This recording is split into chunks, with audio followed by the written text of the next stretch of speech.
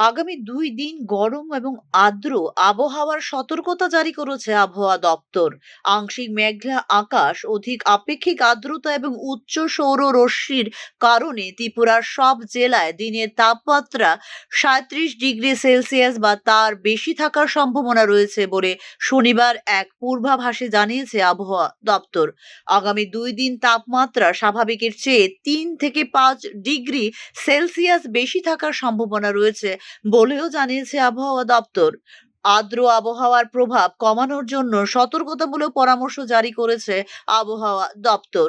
রোদে বের হওয়া এড়িয়ে চলতে, তৃষ্ণা না পেলেও পর্যাপ্ত জল যতবার সম্ভব পান করা, হালকা ওজনের এবং হালকা রঙের ঢিলেঢালা এবং ছিদ্রযুক্ত সুতির কাপড় পরিধান করতে, প্রতিরক্ষামূলক চশমা ব্যবহার করতে সাধারণ নাগরিকদের পরামর্শ দিয়েছে আবহাওয়া দপ্তর। ভ্রমণের সময় সাথে জল নিয়ে যাওয়া, ওআরএস ব্যবহার, ঘরে তৈরি পানীয় যেমন লস্যি, লেবুর জল, বাটার মিল্ক ইত্যাদি ব্যবহারের মাত্রা বৃদ্ধি করার দেওয়া হয়েছে পরামর্শ। তাছাড়া লেবুর জল, ঘরে তৈরি পানীয় ব্যবহারের মাধ্যমে শরীরকে হাইড্রেট রাখার উপর দেওয়া হয়েছে গুরুত্ব। Bureau report, news now.